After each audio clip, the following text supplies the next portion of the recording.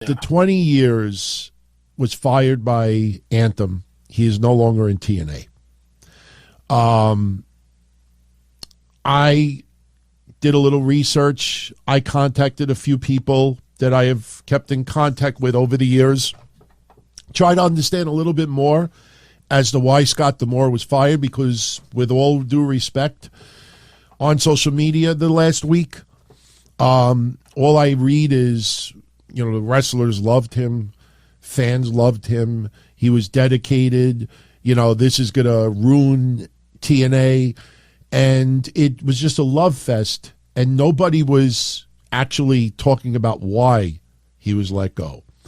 Somebody came out with an asinine report that he was portraying himself as an owner on TV, and Anthem fired him over it. If that was true, Anthem would have just said, knock it off. So I did a little research. I got some answers. But I watched a couple of podcasts over the weekend from people that are Hall of Famers. I won't say if they're former managers, promoters, wrestlers, maybe wrestlers and managers. But two of them in particular had in big, bold letters the reason why Scott Damore was fired from TNA. I watched the videos, and one of them in particular, after about 7 minutes of nothing, the very end, the person's answer was, I don't know why he was fired from TNA. But meanwhile, the video title is The Reason Why Scott Damore Was Fired from TNA. So I'm going to give everybody part of the reason why. I will preface this by saying that Kevin and I both like Scott Damore. Very, very committed to Impact and TNA. Very, very well liked amongst wrestlers. Some wrestlers actually returned to TNA and renewed because they enjoyed working with Scott Damore. But I want to share with everybody the number one reason why Scott Damore was let go, or arguably the number one reason. In 2020, after they went to Access TV in 2019, in 2020, their average rating was 150,000 viewers, and 25% of those viewers were the 18 to 49 demographic. Okay. In 2021, the average viewership dropped from 150 to 122,000, and the average demo was about 20% of those ratings. In 2022, the rating further dropped to 105,000. Keep in mind, this is all during COVID, where more people were home doing nothing, and yet the ratings were still going down. Their rating was down 35% in 2 years during COVID, and their demo was down about 18%. And then you go to 2023, last year, their average rating was under 100,000 viewers. Their demo averaged 13,000 viewers. They averaged 13,000 viewers in the 18 to 49 demo. And then we change the letters to TNA. All is hype in November. TNA is returning. January, it's returning. We have Okada on one of the episodes. We have Will Ospreay on one of the episodes. That'll be our segue to AEW.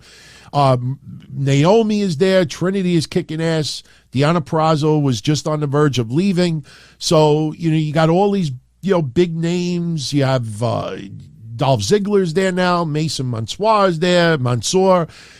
And what nobody reported in the last 2 weeks is that not only did TNA not make the top 150, they didn't even break 100,000 viewers, and their demo was back down to 0.00.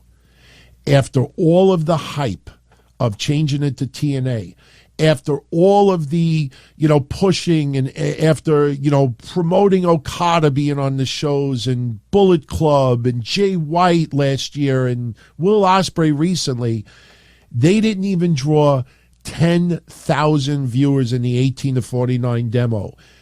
After all of these years, Anthem felt, we're not going to put crazy amounts of money in a product that is now TNA, and we're worse than we were 2 months ago. So they decided we got to get rid of, the person who is the biggest figurehead in TNA for the last 20 years, especially the last 5, and we got to put a fresh set of eyes on this product. So they hired Anthony Ciccione, and he is now taking over Scott Damore's original role. And that's the main reason why Scott Damore is gone. No matter how well liked he was, no matter how respected he was, no matter how hard he worked, and there's no denying he did work his ass off, but it was not producing results. And I know Kev will use this analogy because he uses it better than I could ever. It's like a manager on a baseball team. Mm-hmm. If you put a whole money, look at the Mets. Scott Damore technically is Buck Showalter. Am I wrong? Yeah, that's a good analogy, actually. That's perfect. What's your thoughts? I mean, do you think, Anthem, it was the time to make a change, that you can't just keep somebody in the company simply because everybody likes him? If you go by Nick Houseman, he was alluding to the fact that it could be a Vince McMahon situation. But I didn't hear anything like that at all. That's why I always think, we get the facts of why someone was released. Because everyone always wants it to be, Anthony, you know this, it's at the point now where, and even before Vince got busted for what he was doing, everybody always wants to be some salacious, scandalous reason that someone gets let go. It can never literally, is it really just budget cuts? Yeah, sometimes it is. And sometimes it's, we don't like you anymore, just go. That's really what it is. There are jobs that just, we don't like your face anymore. You irritate us being here. You can do that. It doesn't always have to be this, I'm selling half of my closet on Depop. Motherhood has completely changed my style and my size. I'm gonna use all the money that I make off of Depop to buy myself an entirely new wardrobe. This is kind of what we're aiming for. It is super easy to list and sell your clothing on Depop. So if you wanna shop my closet sale, please do, so I can buy more clothes. I'm gonna list all the information in my caption. And just let this be your sign to clean out your closet. List your clothes on Depop. You can get always have to be this, crazy, scandalous story or, salacious, seedy reasoning. It's just, it's just not working out. You've been here long enough. Right, you say, like you said, DT, you're not producing the results that we need.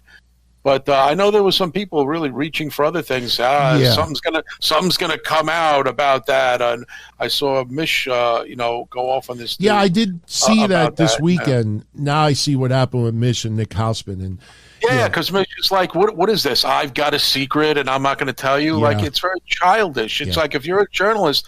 And he was saying he has to protect his sources, and legally he can. Mish is like, you're not a lawyer. What do you mean legally? What are you obligated to? So props to Mish for really challenging this guy. But again, getting back to the subject at hand, which is Scott Damore. Yeah, he did a good job, but maybe again for the people and the powers that be, not good enough. And sometimes that's it. That's the reason. Buck Showalter, like you said, DT, loved by the Mets. There were some Mets who were threatening to boycott, and then they thought about it. It's like, it's not going to bring him back. I mean, so we got to move on and still produce results. DT, it's also the old adage: everybody is replaceable. Yeah, and I for those that are newer to what Kevin and I do. This is something that we have done for 20 years, and just so you're aware of it now, we do not bring scenarios that other shows put out there to clear them up or to confirm what they say.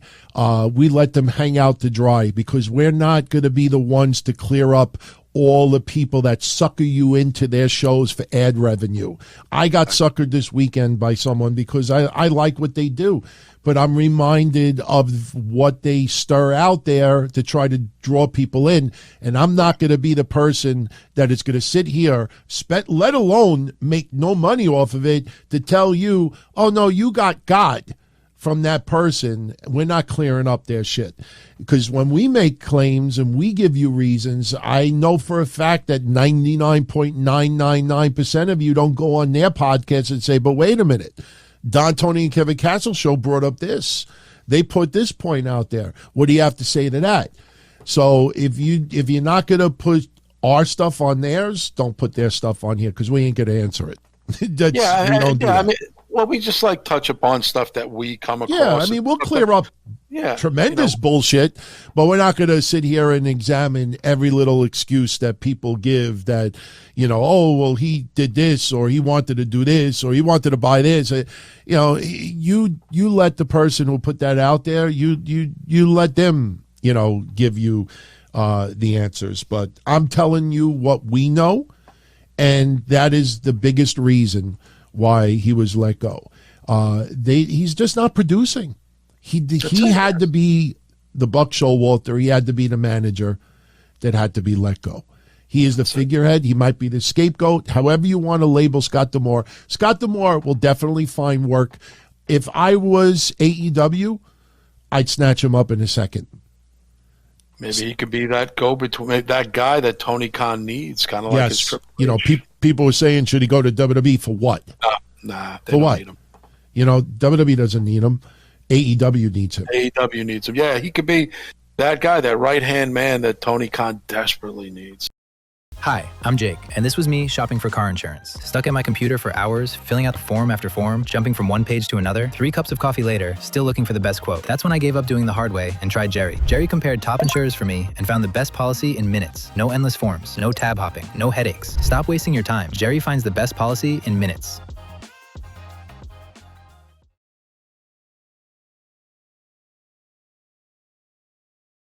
Watch the FIFA World Cup 2026 live on Fox with YouTube TV or on Fox One, available with YouTube.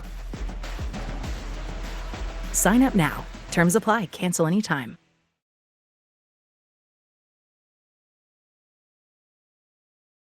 So now we segue to John Laurinaitis. Oh, God. John Laurinaitis, and we're not going to spend much time on his rat. But, this guy is the lowest of the low. This motherfucker is now claiming that he is a victim, that his lawyer is saying that Mr. Laurinaitis not only denies the allegations, but like the plaintiff, he is a victim in this case. He's claiming, now I understand the lawyer, Kev. I said this on Friday.